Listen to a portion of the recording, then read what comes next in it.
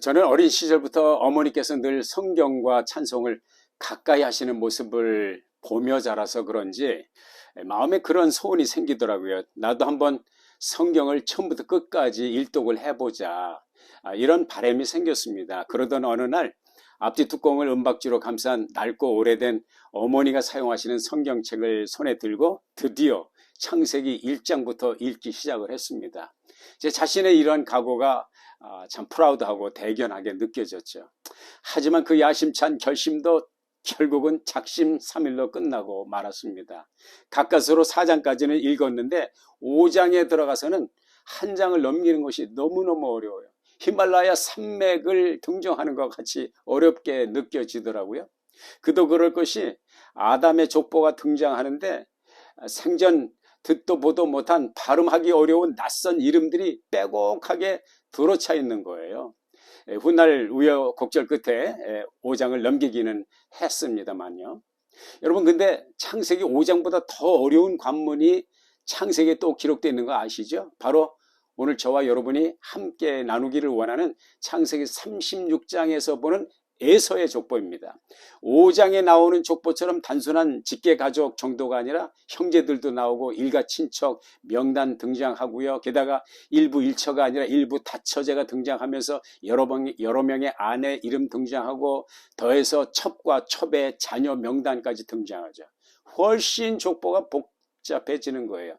게다가 지명까지 나열되어 있으니까 읽을 때 눈이 감기죠. 집중력의 한계를 절감하게 하는 바로 그 족보입니다. 하지만 하나님께서는 이렇게 복잡한 족보에 촘촘히 들어선 명단 속에도 감춰두신 영적 교훈이 있다는 것은 얼마나 감사한 일인지요.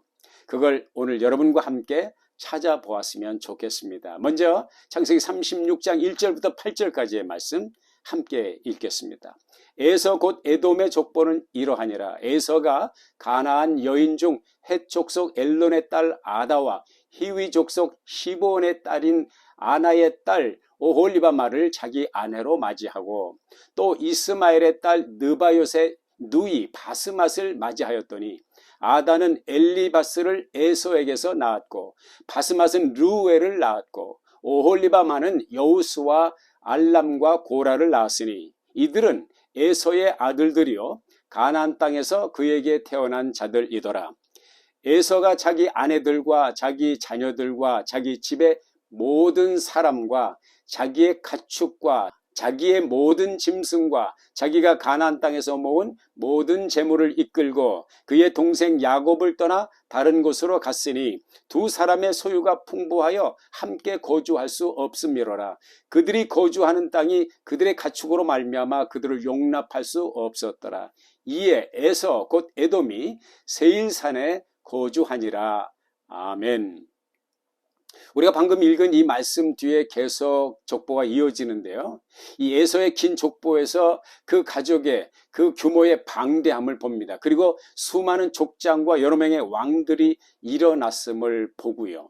그들의 정치적, 경제적, 또 군사적 영향력의 막대함을 가늠해 볼 수 있는 장면이죠. 성경은 일방적으로 에서가 아닌 야곱의 편을 들어주는 것 같지만 에서의 족보를 보면 그에게도 상당한 복이 주어졌다는 것을 인정하지 않을 수가 없지요. 이 또한 하나님의 은혜라고 생각합니다. 여러분, 예수 믿는 사람만 복을 받는 것은 아니잖아요. 하나님은 어떤 하나님이십니까? 마태복음 5장 45절에서 주님 말씀하시기를 하나님이 그 해를 악인과 선인에게 비추시며 비를 의로운 자와 불의한 자에게 내려주심이라 고 말씀하셨습니다. 저와 여러분은 예수를 믿죠. 주님 뜻대로 살려고 몸부림치지 않습니까? 그런데 섭섭하죠. 너무 섭섭해하지 마십시오. 하나님의 뜻과 섭리에 관심조차 두지 않고 끊임없이 오직 세상만을 선택하여 가는 이들에게 주어진 은혜, 축복의 한계는 거기까지라는 거죠. 에서에게는 그것이 즉 물리적, 환경적 복, 그것이 그가 받을 복의 전부였다는 거죠. 그것을 어떻게 확인할 수 있을까요? 그것은 바로 에서가 자기 가족 그리고 모든 식솔들, 가축과 짐승과 모든 자기가 모은 소유 재물을 이끌고 동생 야곱과 헤어져서 가나안을 떠나 세일산으로 이주해 갔다는 사실입니다. 표면적 명분과 이유야 어디 갔든지 분명 그는 하나님께서 아브라함에게 약속하셨고 이삭에게 약속하셨던 그 약속의 땅 가나안 곧 영적 축복의 영역을 떠났다는 것이죠. 아니 떠날 수밖에 없는 환경에 되었다는 것이죠. 다시 말해서 에서에게 주어진 축복은 물질적 물리적 축복 그 이상도 아니고 그 이하도 아니었다는 말입니다. 따지고 보면 형 에서도 동생 야곱도 모두 고단한 삶을 살아간 것은 마찬가지죠. 그토록 하나님의 축복을 사모하고 갈구했던 야곱이나 그런 것 따위 아랑곳하지 않고 자기 마음 내키는 대로 살아갔던 들사람 에서나 두 사람 다 몸고생 마음고생한 것은 다르지 않습니다. 형은 동생에게 장자권과 축복권을 빼앗긴 서름의 복수의 칼날을 가는 모진 세월을 보냈고요. 본래 자기 것이 아닌 남의 것을 간교하게 빼앗은 후에 보복이 두려워 타향살이로 전전했던 도망자의 삶을 살아간 야곱도 형 못지않게 힘들게 살았고요. 더구나 이루 말할 수 없는 마음고생을 하면서 살았던 것이 사실이죠. 기억하십니까?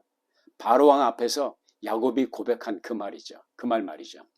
험악한 세월을 보내온 나이다. 그렇지만요. 그 후로 이어지는 길고 긴 역사는 한 가지 분명한 두 사람 사이의 차이점을 말해주고 있습니다. 팥죽 한 그릇에 장자의 명분을 팔았던 에서의 선택은 영적 특권과 축복을 무시한 불신앙적 삶의 방식이었습니다. 히브리서 12장 16절은요. 한 그릇 식물을 위하여 장자의 명분을 판 에서를 망령된 자라고 표현하고 있습니다. 그리고 그런 그의 망령된 삶의 방식은 그의 후손에게 그대로 이어져 갔던 것을 봅니다.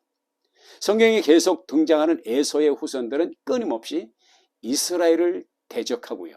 하나님을 대적하는 사람들로 회자되는 것을 확인하기 때문이죠. 반면에 야곱과 야곱의 후손은 역사 속에서 발견하는 것이 한 가지 있는데요.